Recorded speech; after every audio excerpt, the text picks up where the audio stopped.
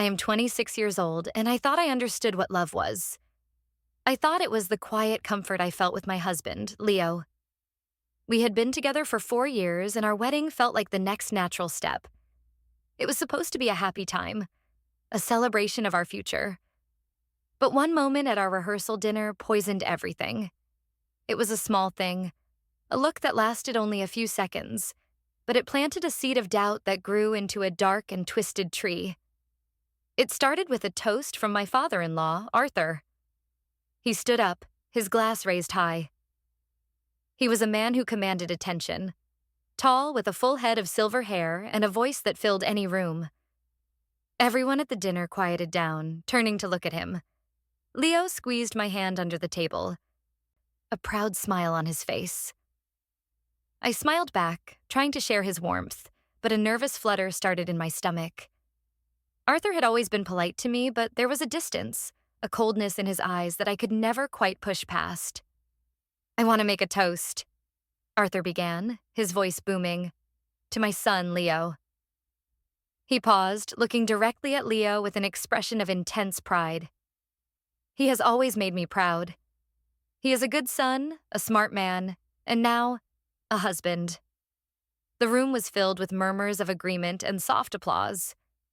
I felt Leo's grip on my hand tighten. He was so happy, so blissfully unaware of the storm that was about to break inside me.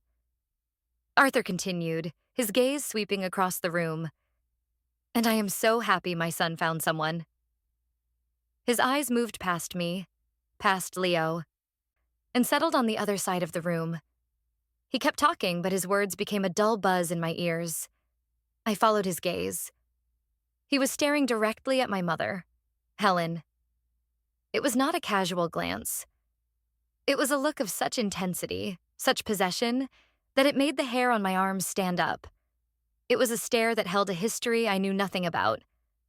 My mother, a normally vibrant and cheerful woman, looked small in her chair. Her face was pale, and she stared down at her plate, refusing to meet his eyes. The smile she had worn all evening was gone, replaced by a tight, strained line. The room seemed to shrink, the happy chatter fading into a distant echo. It was just the three of them in that moment. Arthur, the predator, my mother, the prey, and me, the confused and horrified witness. "Someone to build a life with," Arthur finished, his voice dropping to a lower, more intimate tone, though his eyes never left my mother. He finally broke the stare, turning his gaze back to Leo and me, and raised his glass. "To Leo and Clara." The room erupted in cheers. "To Leo and Clara," people echoed, their glasses clinking. Leo leaned over and kissed me, his lips warm against my cold skin. I forced a smile, raising my glass and taking a sip of champagne that tasted like ash. I had to know what that was. My mind was racing, trying to make sense of the silent, charged drama I had just witnessed. It was more than just an old man being strange. It was a secret, a heavy and suffocating one. And it was sitting right in the middle of our celebration. After the toast, the dinner continued. People laughed and talked, but I felt like I was in a soundproof box, watching a movie with the volume turned off. I excused myself from the table, telling Leo I needed some fresh air. He nodded, already deep in conversation with one of his cousins. I walked out onto the restaurant's patio, the cool night air a welcome relief on my feverish skin. I leaned against the railing, taking deep breaths, trying to calm the frantic beating of my heart. A few minutes later, the patio door opened. It was my mother. "Are you all right, sweetie?" she asked, her voice a little too bright. She came to stand beside me, wrapping her shawl tighter around her shoulders. She was avoiding my eyes, looking out at the city lights instead. This was not like her. We had always been close, able to talk about anything. Her sudden evasiveness was another alarm bell. "I should be asking you that, Mom," I said quietly. "What was that? With Arthur?" She gave a short, nervous laugh. "What was what?" "He gave a lovely toast." "No," I said, turning to face her. "The way he looked at you, it was not normal. And you look terrified. My mother's face tightened. Clara, you are imagining things.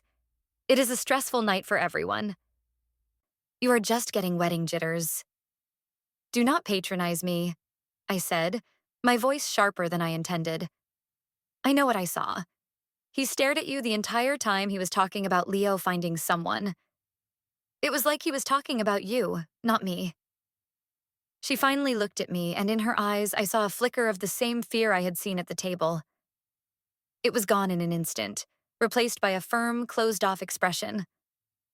Arthur is an old friend of the family, she said, her tone clipped. I have known him for a very long time, that is all. Now, let us go back inside. People will wonder where we are.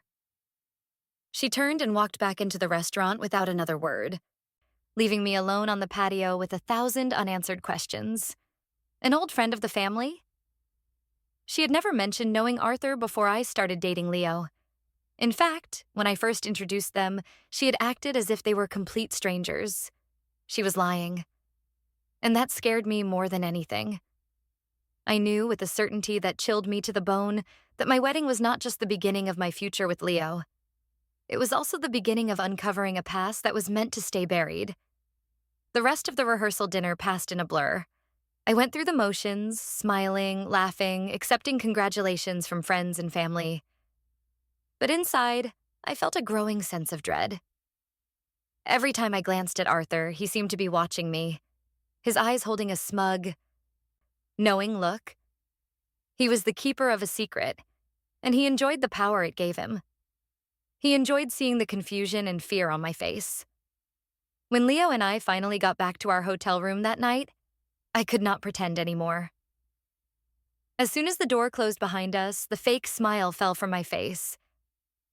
Leo, still buzzing with happiness from the evening, came up behind me and wrapped his arms around my waist. Wasn't that perfect? He murmured into my hair. Everyone is so happy for us. I pulled away from him gently and turned to face him. Leo, we need to talk about your father. His smile faded. My dad? What about him? I thought his toast was great. His toast was weird, I said, trying to keep my voice steady. The way he looked at my mom, it was not right. It was like there's some kind of history between them. Leo sighed, a look of annoyance crossing his face. Clara, come on. My dad is just an intense guy. That is how he is. He was probably just emotional, seeing his only son get married. He was not looking at you, I insisted. He was looking at her, and she looked scared. When I asked her about it, she lied to me. She said they were old family friends, but she has never mentioned him before. Ever. Maybe she just forgot. Leo suggested, but his voice lacked conviction. He was trying to find a simple explanation for something that felt deeply complicated. He did not want to see it. He wanted everything to be perfect. You do not forget someone like your father, I said flatly. There is something going on, Leo. Something is wrong. He ran a hand through his hair, a gesture he always made when he was frustrated. You are overthinking this. It is the night before our wedding. Can we please just focus on that? On us? My dad loves you. He is happy for us. Is he? I asked, my voice barely a whisper. Because tonight it felt like he was not even talking about me. It felt like this whole thing, our marriage, was about something else entirely. Something between him and my mother. That is crazy, he said, shaking his head. You are being paranoid. He looked at me, and for the first time, I saw a flicker of his father's coldness in his eyes. He was shutting me down, dismissing my feelings, protecting his perfect family image. I knew I would not get anywhere with him that night. He was too invested in the fairy tale. I felt a profound sense of loneliness wash over me. I was about to marry a man who was either blind to the darkness in his own family, or, worse, was willing to ignore it. I let the subject drop, but I did not let it go. As I lay in bed that night, staring at the ceiling while Leo slept soundly beside me, I made a promise to myself. I would find out the truth, no matter what it cost me.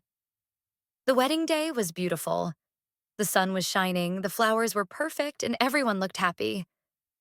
I played my part, the blushing bride, full of joy and hope.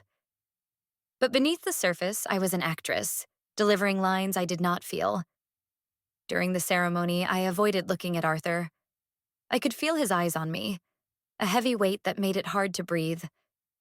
When he stood up to give another, shorter toast at the reception, I held my breath. He kept it simple this time, raising his glass to the happy couple. But as he sat down, his eyes met mine across the room, and he gave me a small, almost imperceptible nod. It was a confirmation. He knew that I knew something was wrong, and he was challenging me.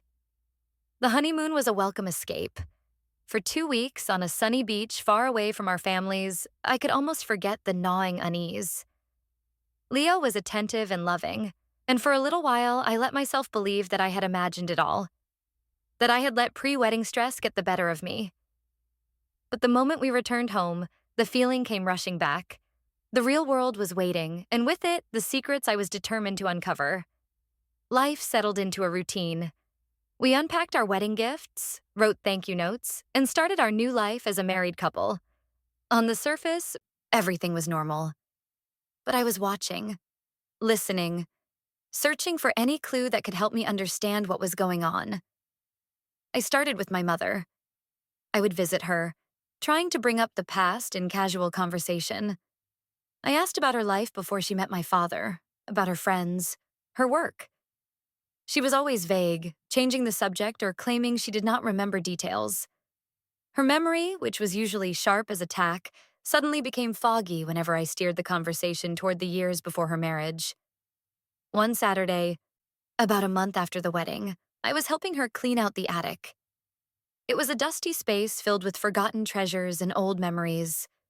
We spent hours sorting through boxes of old clothes, childhood drawings, and photo albums. It was in a small, forgotten trunk in the corner that I found it. Tucked away at the very bottom, beneath a stack of old letters from my grandmother, was a single photograph. It was old, the colors faded. It showed a much younger version of my mother, probably in her early 20s. She was standing next to a young man. He had his arm around her waist, pulling her close. His smile was wide and confident, but hers was hesitant, almost pained. I felt a jolt of recognition. The young man was Arthur.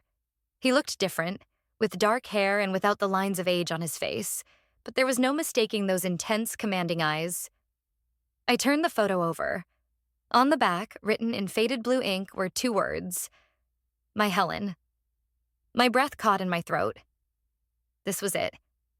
This was the proof that my mother had lied. They were not just old family friends.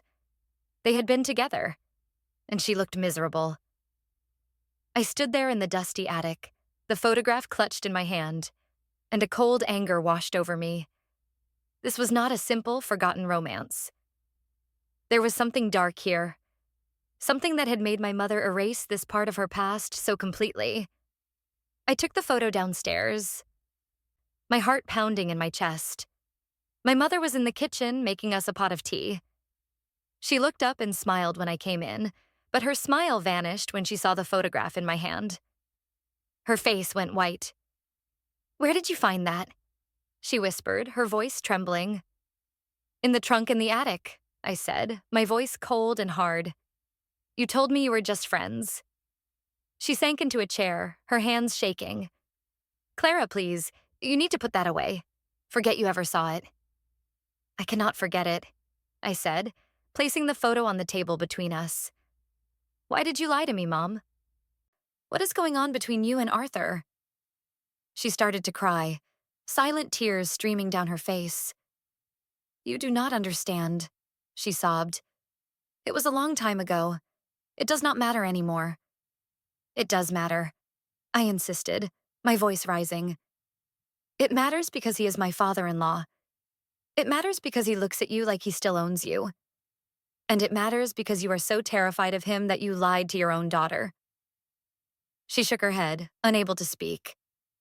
She just sat there, weeping. A broken woman I did not recognize. I felt a surge of pity for her, but it was overshadowed by my anger and my desperate need for the truth. I knew she would not tell me. Not yet. She was too afraid. I picked up the photograph from the table and slipped it into my purse. I am going to find out what happened, I said, my voice low and determined. One way or another, I am going to find out everything. I left her crying at the kitchen table, the untouched pot of tea growing cold between us.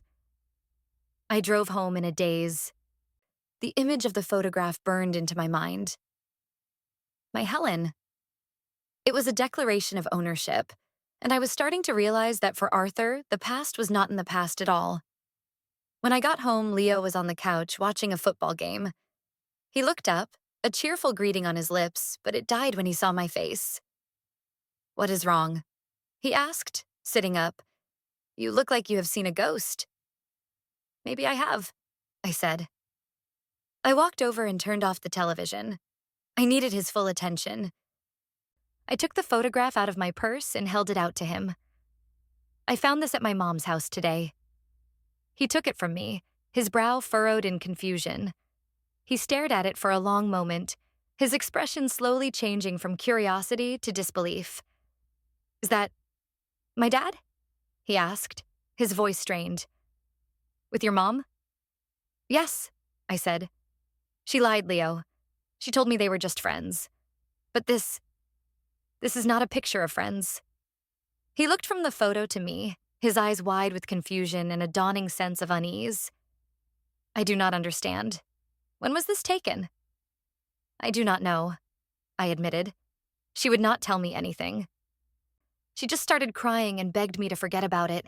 But I cannot. There is something wrong here and we need to figure it out.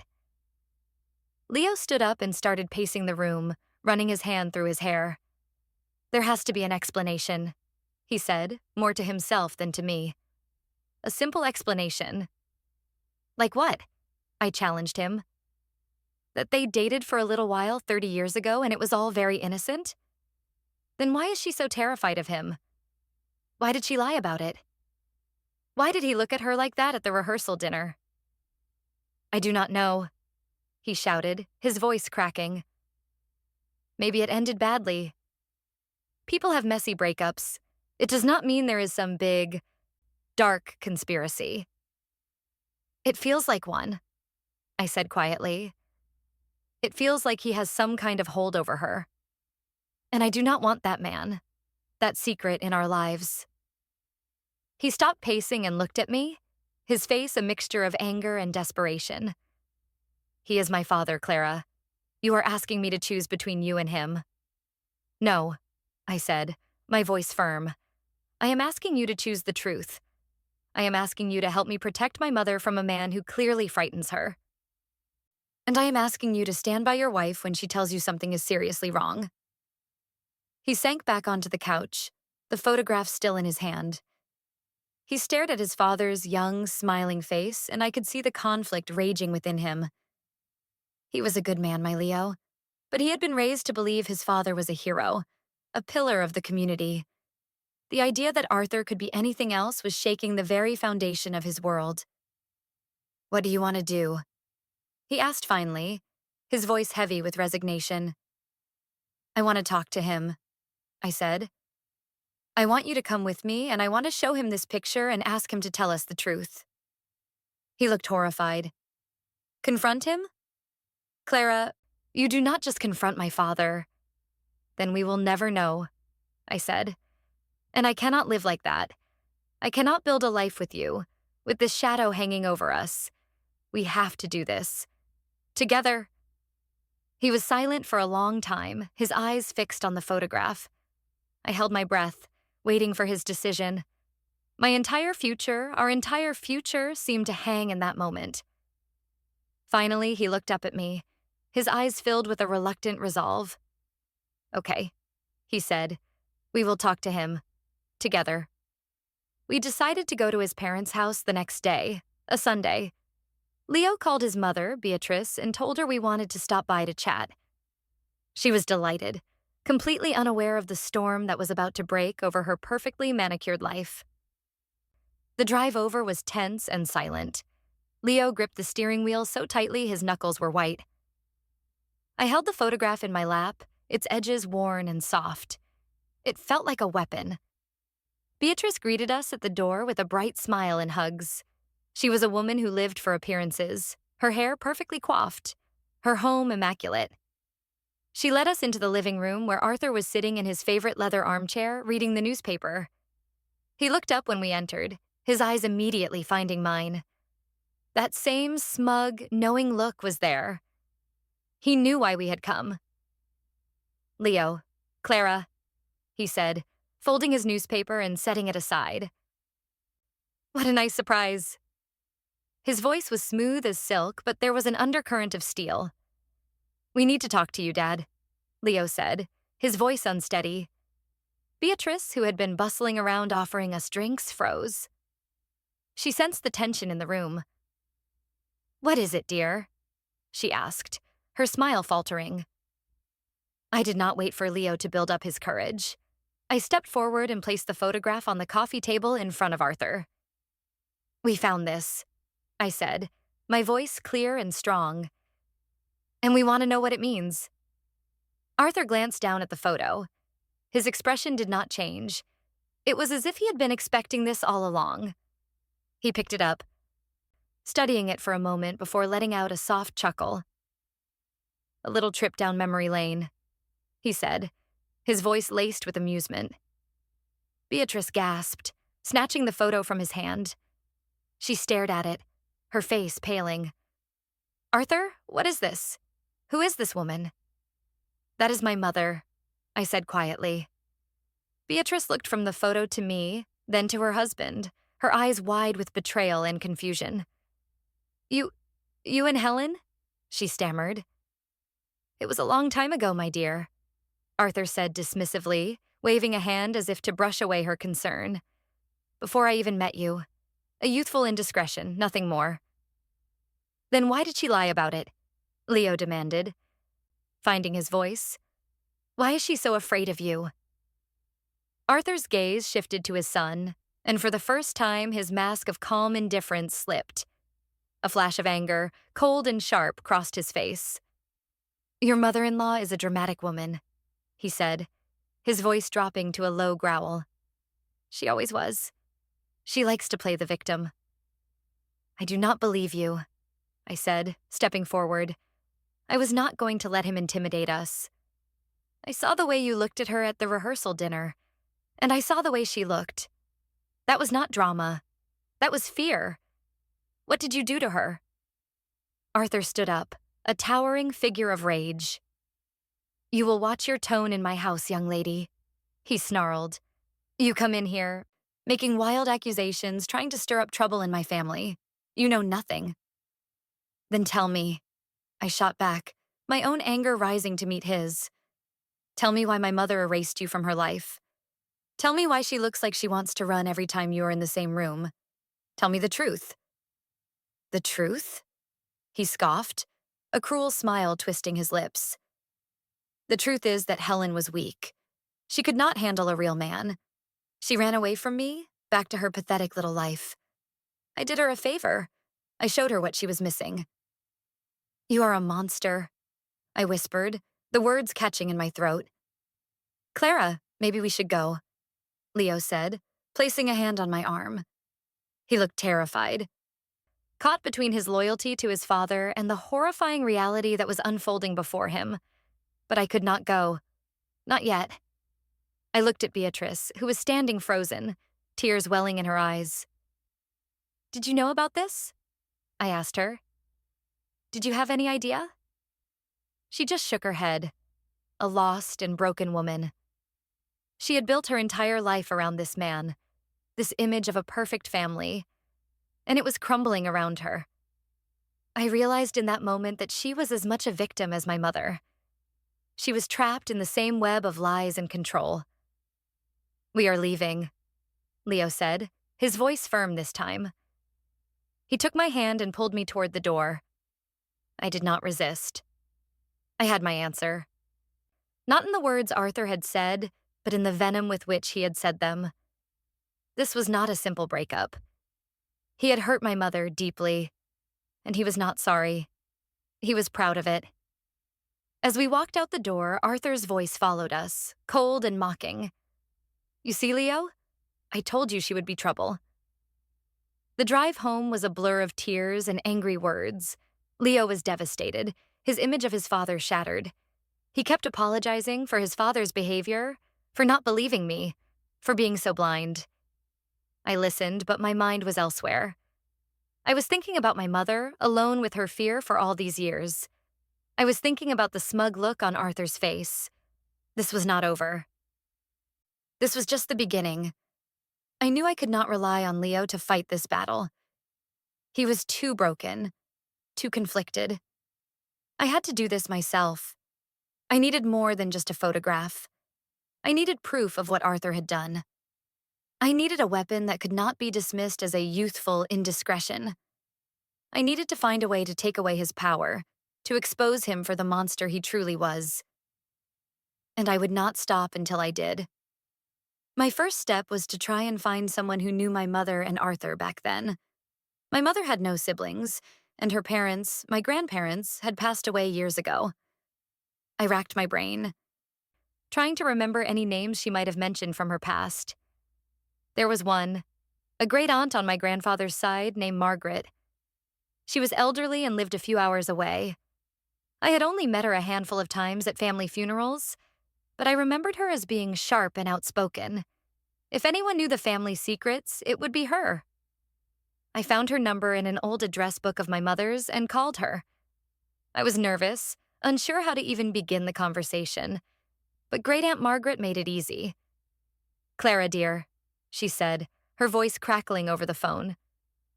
"I was so happy to hear about your wedding. You married into the Thompson family, didn't you? Arthur Thompson's boy?" My heart leaped. She had made the connection herself. "Yes, Aunt Margaret," I said. "That is actually why I'm calling. I need to ask you about Arthur." There was a long pause on the other end of the line. When she finally spoke, her voice was low and serious. "That man is a snake. I warned your grandfather about him, but he would not listen. What has he done?"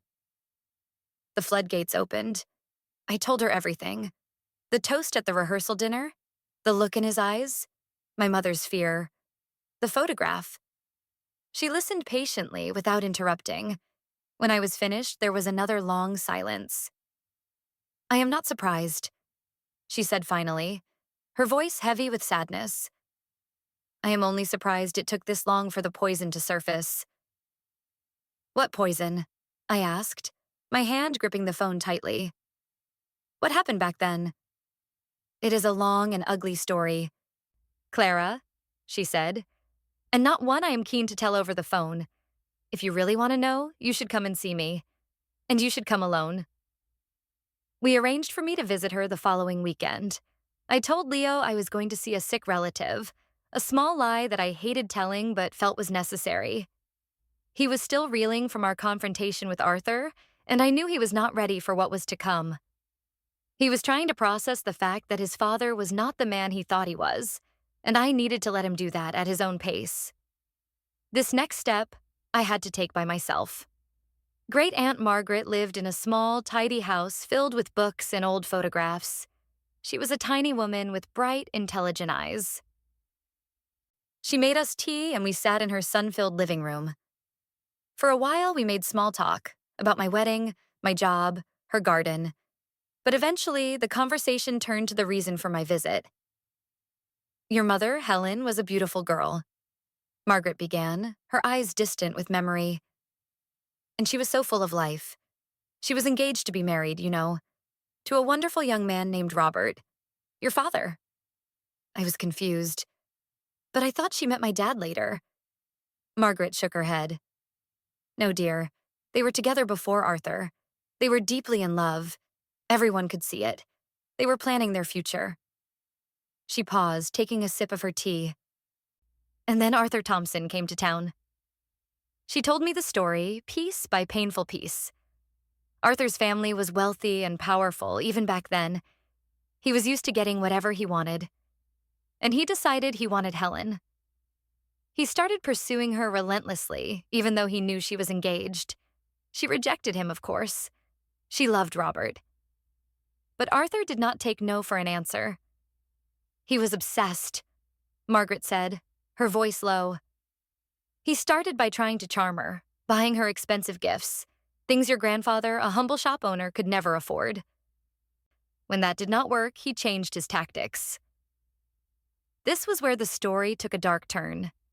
Arthur began to systematically destroy my grandfather's life.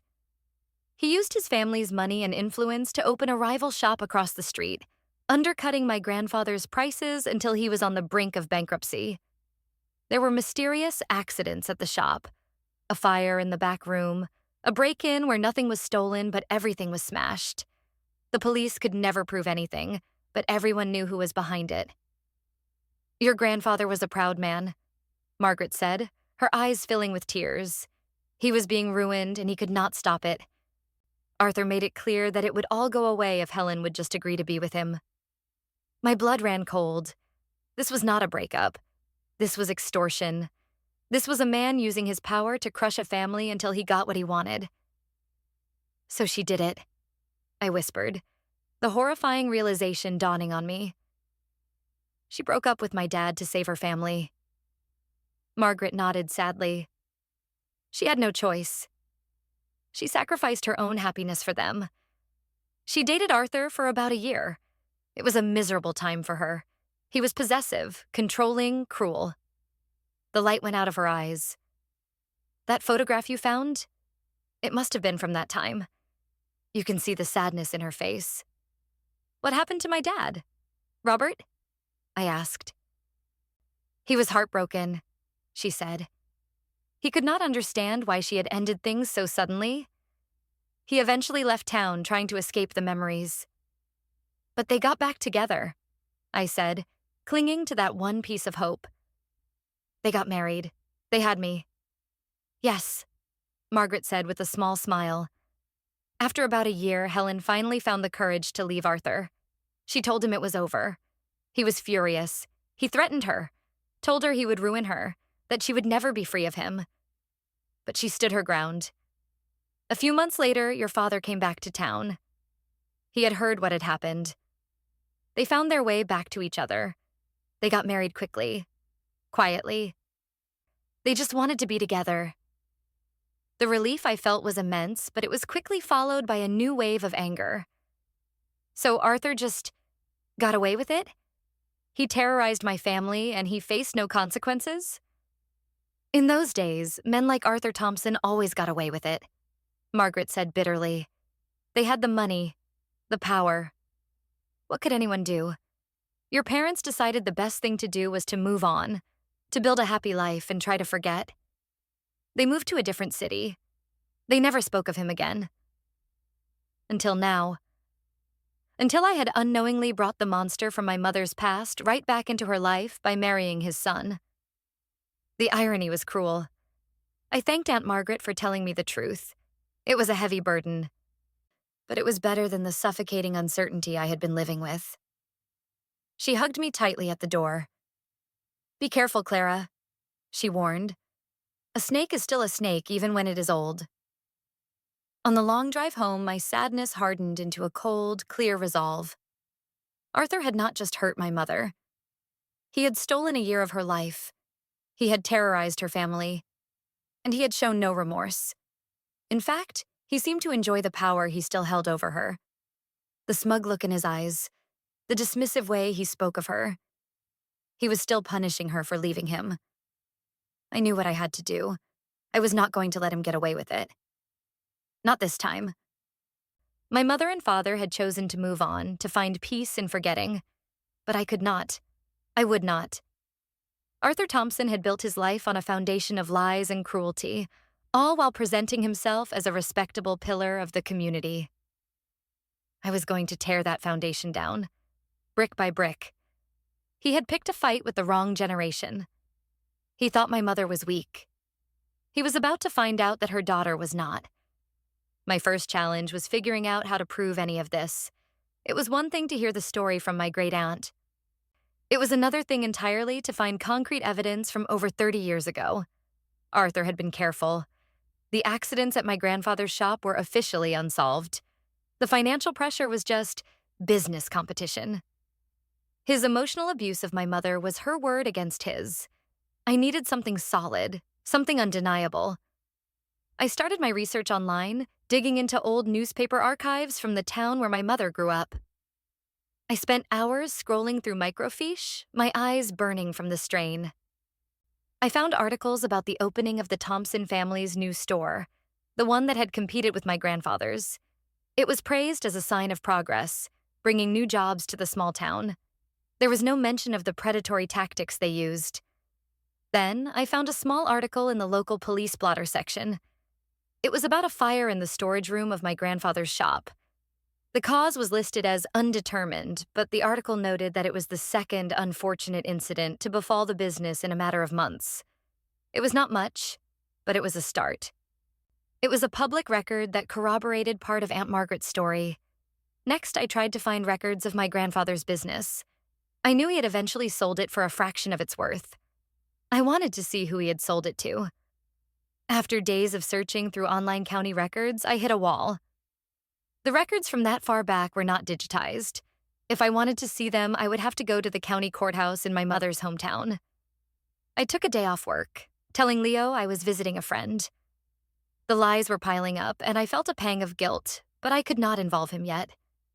He was still too fragile, too torn.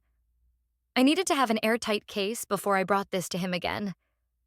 The courthouse was an old, imposing building, and the records room was in the basement, a dusty, dimly lit space that smelled of old paper. A helpful clerk showed me how to find the property transfer records from the year my grandfather sold his shop.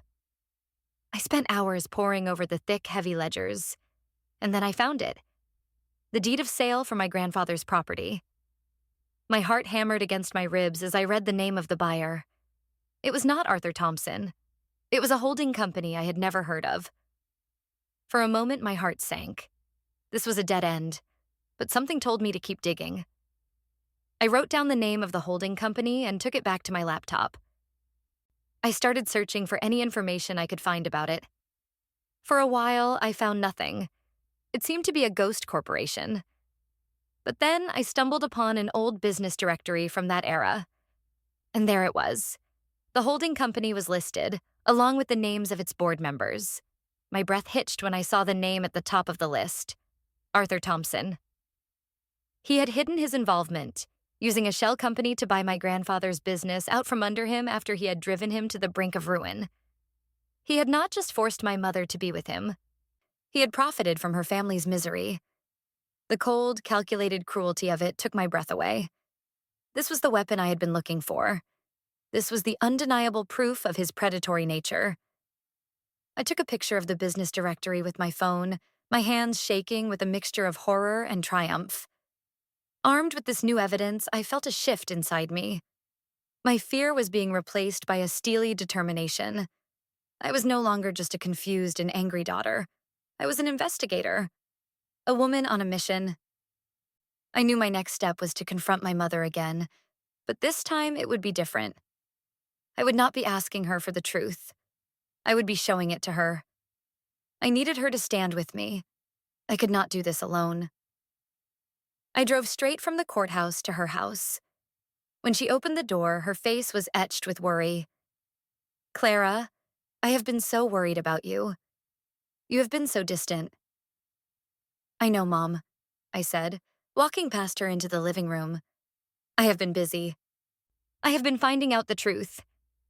I sat her down on the couch and laid out everything I had discovered. I told her about my conversation with Aunt Margaret. I showed her the newspaper clipping about the fire.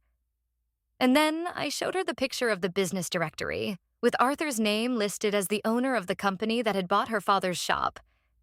She stared at the phone screen, her face ashen. The last of her defenses crumbled. The secret she had carried for over 30 years was finally out in the open, exposed in the harsh light of day. She started to speak, her voice choked with tears that had been held back for decades. She told me everything, filling in the gaps of Aunt Margaret's story. She told me about the fear, the constant pressure, the feeling of being trapped. She told me about Arthur's possessiveness, his rages, the way he made her feel small and worthless. She told me about her heartbreak over losing my father and the immense guilt she felt for putting her family through so much pain. I was so young, she sobbed, her body shaking. I did not know what to do. I just wanted it to stop. I thought if I just did what he wanted, he would leave my family alone. It was not your fault, Mom, I said, wrapping my arms around her. You were a victim. He was a predator. We sat like that for a long time, crying together. It was a moment of shared pain, but also of profound release. The secret had lost its power. It was no longer a shadowy monster lurking in the corners of our lives. It was a story, a terrible story, but one that could now be told. What are you going to do? She asked, her voice small and fragile. I looked at her, my resolve hardening. I am going to expose him, I said. I am going to make sure everyone knows exactly what kind of man Arthur Thompson is. But I need you to be with me. I need you to be ready to tell your story. She looked terrified, the old fear creeping back into her eyes. Clara, I cannot. He is too powerful. He will destroy us. No, he will not, I said, my voice firm. His power comes from his secrets, from his reputation. We are going to take that away from him. He has hidden in the dark for too long. It is time to drag him into the light. And this time, you will not be alone. You will have me. I could see the struggle on her face, the war between her fear and her desire for justice. I knew I was asking a lot of her, asking her to face the man who had terrorized her youth. But I also knew it was the only way for her to truly be free. Think about it, Mom, I said gently. You do not have to decide right now. But know this, I am not letting this go. This ends now. I left her with that thought, a seed of rebellion planted in the soil of her long-held fear. I did not know if it would grow, but I had to give it a chance. As I drove home, I felt a sense of clarity I had not felt in weeks. I had the truth. I had the proof. And I had a plan.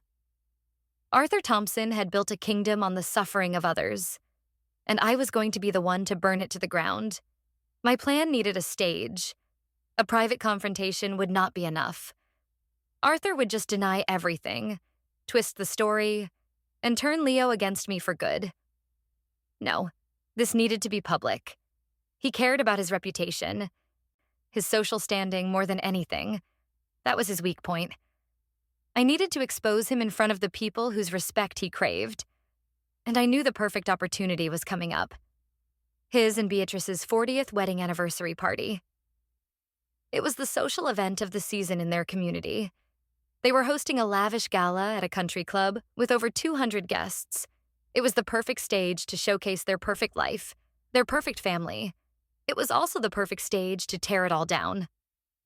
I had 3 weeks to prepare. My first step was to get Leo on my side. I could not do this without him.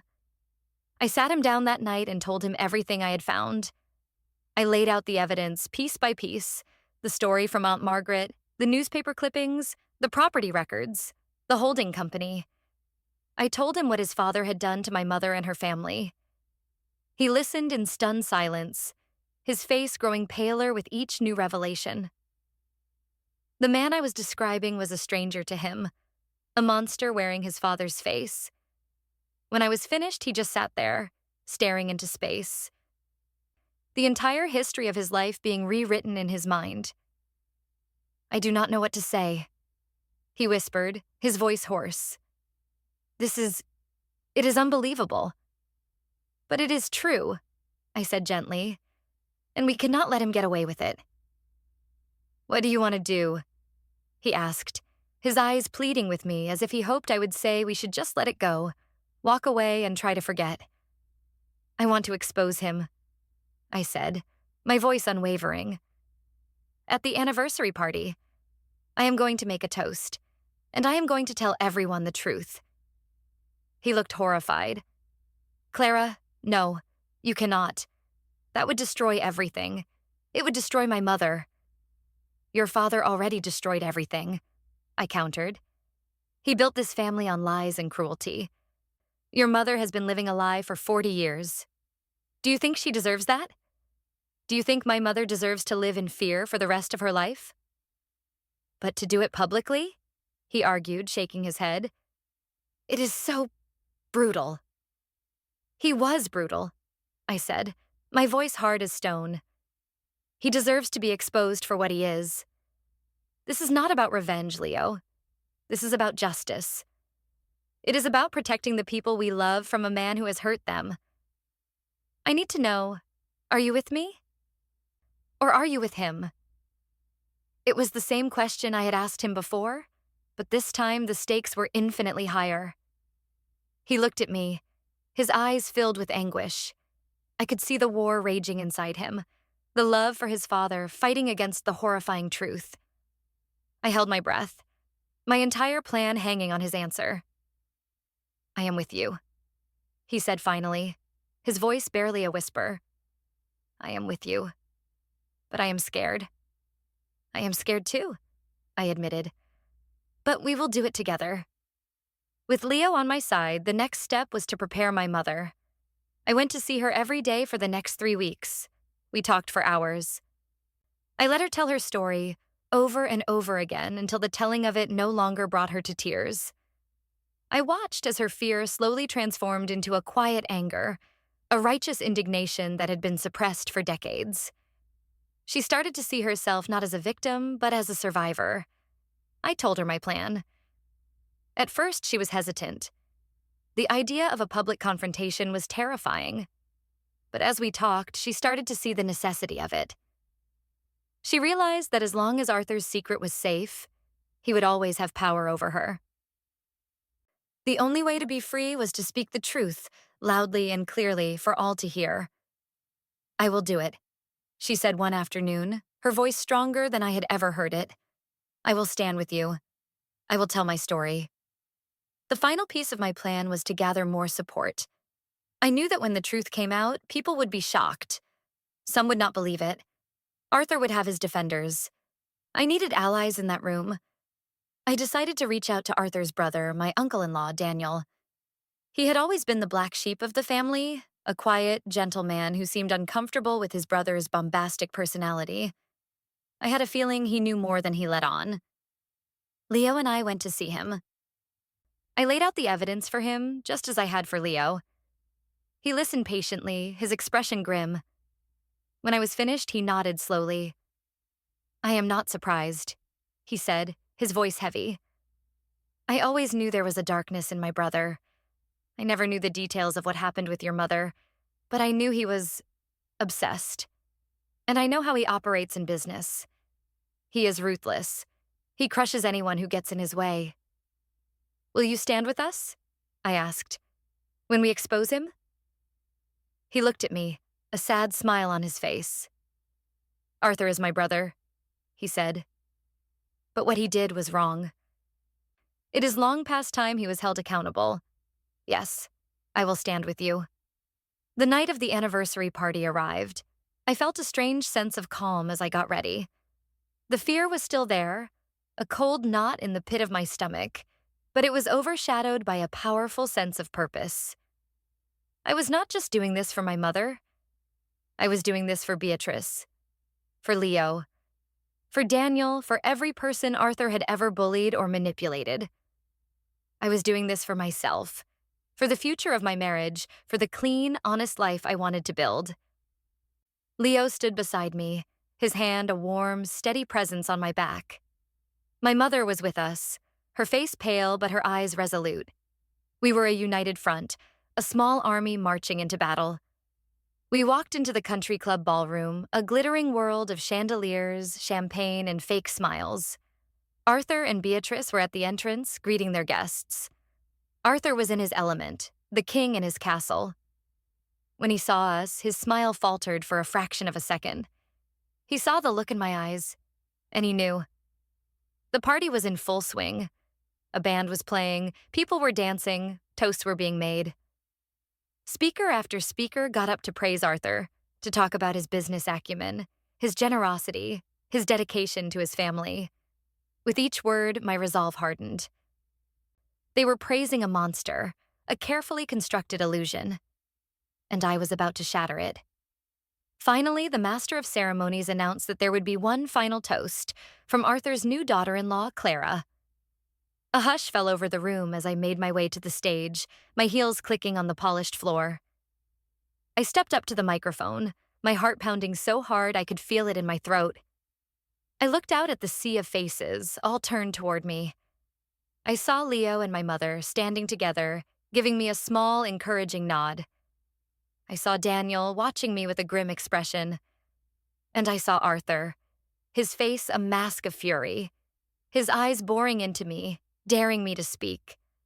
I took a deep breath. "Good evening, everyone," I began, my voice clear and steady.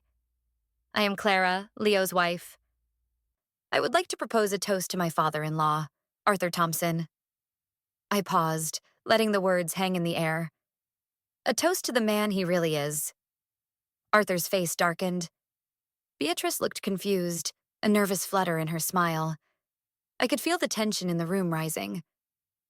Most of you know Arthur as a successful businessman, a pillar of the community, a dedicated family man, I continued. But there is another side to him, a side he has kept hidden for a very long time. I looked directly at Arthur. "There is a story I would like to share with you. It is about a young woman who fell in love with a good, kind man. They were engaged to be married, but then another man decided he wanted her. And this man was not used to being told no." A murmur went through the crowd. People were shifting uncomfortably in their seats. Arthur started to stand up, but his brother Daniel put a hand on his shoulder, holding him down. "This man," I went on, my voice ringing with conviction, "used his family's money and power to destroy the young woman's father. He drove him to the brink of bankruptcy, threatening him with ruin, all to get to his daughter."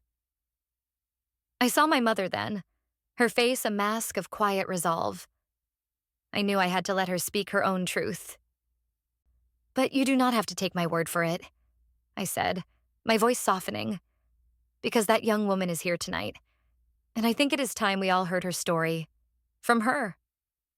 I stepped back from the microphone and held out my hand to my mother. She walked onto the stage, her steps hesitant but firm.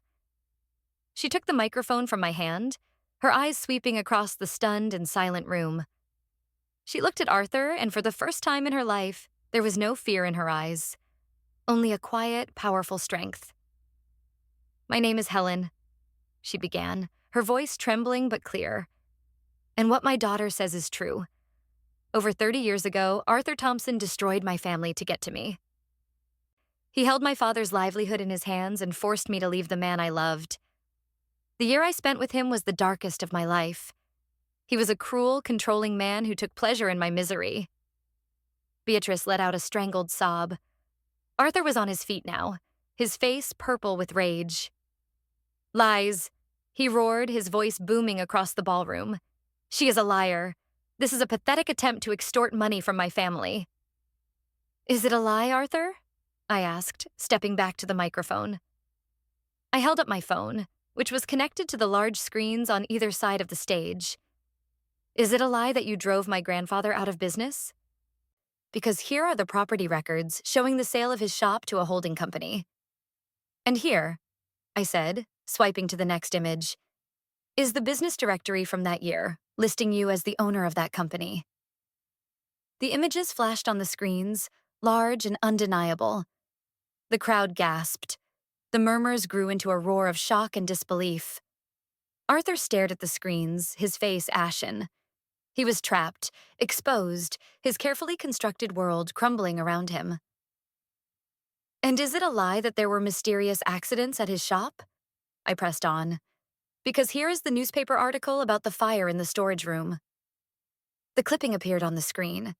It was all there, in black and white. The truth, undeniable and irrefutable. Beatrice was openly weeping now, her face buried in her hands. Leo went to her, putting a comforting arm around her, but his eyes were fixed on his father, filled with a mixture of pity and disgust. Arthur looked around the room at the faces of his friends, his colleagues, his family. He saw no sympathy, no support. He saw only shock, judgment, and contempt. The respect he had worked his whole life to cultivate was gone, evaporated in a matter of minutes. His brother Daniel stood up. "It is true," he said, his voice quiet but firm, carrying across the silent room. "All of it. I have watched my brother bully and manipulate people my entire life. I am ashamed that I stayed silent for so long. But the silence ends tonight." That was the final blow. The betrayal from his own brother seemed to break him. Arthur stared at Daniel, his mouth opening and closing, but no words came out. He looked like a cornered animal, his power stripped away, his reputation in tatters. He turned and stumbled out of the ballroom, the whispers and stares of his former friends following him like a shroud. The room erupted into chaos. People were talking all at once, some rushing to comfort Beatrice, others staring at my mother and me with a mixture of awe and pity. But I did not care about them. I only cared about the three people standing with me on that stage of our own making. My mother, who stood tall and free for the first time in decades. Leo, who had chosen truth over comfort. And me, the woman who had refused to let the past stay buried. We had done it. We had faced the monster, and we had won. The aftermath was messy, as I knew it would be. The party ended abruptly, the guests fleeing the scene of the social crime of the century. Beatrice was devastated, not just by her husband's betrayal, but by the public humiliation. Leo stayed with her for a few hours, trying to comfort her, but she was inconsolable. She blamed me. She called me the next day, her voice thick with tears and rage. "You have destroyed this family," she sobbed into the phone. "You could have handled this privately. You did this to humiliate us." "Arthur destroyed this family a long time ago," I said calmly, my voice devoid of anger. "He built it on a foundation of lies. I just pulled back the curtain. You are not angry at me, Beatrice. You are angry that the comfortable lie you are living is over." I did not wait for her to respond. I simply hung up the phone. I felt a twinge of pity for her, but my priority was my own family, the one I was now free to build on a foundation of truth. Leo came home late that night, looking exhausted and broken. "She wants a divorce," he said, sinking onto the couch. "She said she cannot even look at him." "I am sorry, Leo," I said, and I meant it. I had not intended to destroy his parents' marriage, but I knew it was an unavoidable casualty of the war for truth. "Do not be," he said, looking up at me, his eyes clear for the first time in weeks. "She deserves better. They both do, in their own ways. My father needs to face the consequences of his actions. And my mother, she needs to learn to live without him. It will be hard, but it is necessary." He reached for my hand. "Thank you, Clara, for being so strong, for forcing me to see the truth. You saved me." In that moment, I knew our marriage would survive. It had been tested by fire, and it had emerged stronger. We had a long way to go, but we would do it together, with no secrets between us. My mother was transformed. A weight had been lifted from her shoulders that she had been carrying for more than half her life. She seemed younger, lighter. The fear was gone from her eyes, replaced by a quiet confidence. We spent a lot of time together in the weeks that followed, not just as mother and daughter, but as friends, as allies. We were bound together by the battle we had fought and won. "I feel like I can finally breathe," she told me one day, as we sat in her garden. "For 30 years, I have been looking over my shoulder, waiting for him to reappear, to do something to hurt me or my family again. Now I do not have to be afraid anymore. You gave me that gift, Clara." The news of what had happened at the party spread like wildfire through their community. Arthur became a social pariah overnight. His business partners started to distance themselves from him. His friends stopped returning his calls. He had lost the one thing he valued most: his reputation. He was a king without a kingdom, a powerful man made powerless by the truth. I heard through Daniel that he had left town, unable to face the shame. I did not know where he went, and I did not care. He was gone from our lives, and that was all that mattered. A few months later, my great-aunt Margaret passed away peacefully in her sleep. I was sad to lose her, but I was so grateful that I had had the chance to know her, to hear her story. At her funeral, I found a letter she had left for me. In it, she wrote, "The truth is a powerful weapon, Clara. I am so proud of you for having the courage to wield it. Your grandmother would have been proud too. Life found a new normal, a better normal. Leo and I built our life together, on our own terms, free from the shadow of his father. My relationship with my mother blossomed into something deeper and more honest than it had ever been before. The scars of the past remained, but they were no longer open wounds. They were reminders of a battle fought, a victory won, and the incredible strength that can be found in speaking the truth, no matter the cost. I had started this journey as a confused and frightened bride. I ended it as a woman who knew her own power. A woman who had fought a monster and won, not just for herself, but for everyone he had ever harmed. The toast Arthur gave at our rehearsal dinner was meant to be a display of his power, a subtle threat, but in the end it was the catalyst for his undoing. He thought he was toasting his own victory. He had no idea he was actually toasting his downfall.